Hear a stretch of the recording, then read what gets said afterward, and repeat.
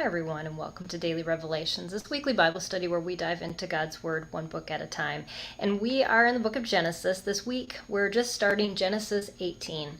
And we use a different precept method every day of the week, and when we do that, we allow ourselves to slow down and listen to God. And God reveals himself to us when we make that time and we dig into his word and ask him to teach us and help us to just grow. And that's what I share with you, what God shared with me, and then I just encourage you to do the same. So the precept method that we use on day one, because today is day one of our study through Genesis 18, is that you just look at this chapter with a new set of eyes.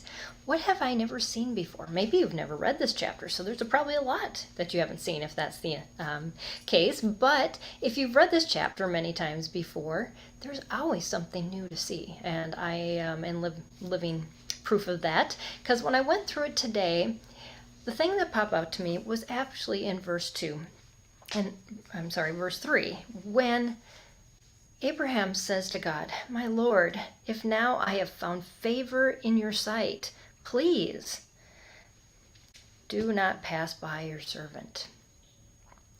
It's like Abraham is saying, have I pleased you enough yet?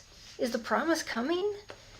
And what God tells him is, in verse 14, at the appointed time, I will return to you. And this time next year, Sarah will have a son. God isn't about us appeasing him. Our religious views often make us feel that way, that if we jump through enough hoops, if we do things right, if we check off all the boxes, then God will be happy with us and we will see fruit. That takes the relationship out of our walk with God.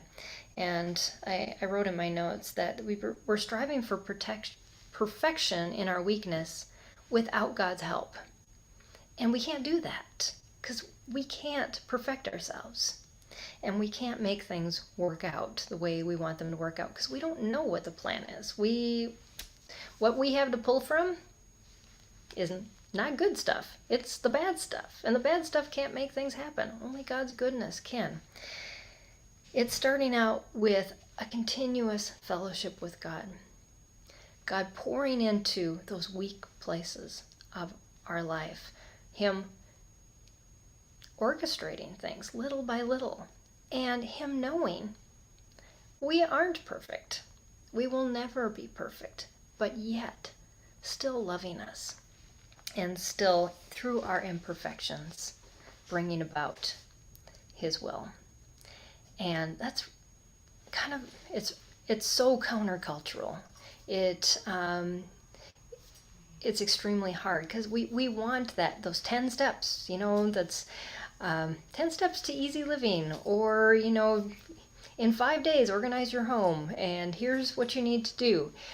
We love to perfect our life in these easy steps, except God says, no, it has nothing to do about steps. Would you get to know me? Would you sit down with me?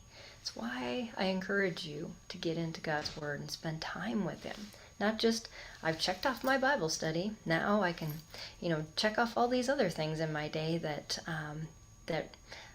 I can feel good about my religious beliefs, and in the end, we come up short, and we say, God, have I done enough?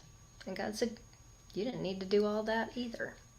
You just needed to follow me, to fellowship with me, to walk with me, and through that, I can show you everything you need to do. And so rest in that today. Dig into God's Word. See what he has to say to you. I'm excited as we continue through this chapter of Genesis 18, and I will see you again tomorrow as we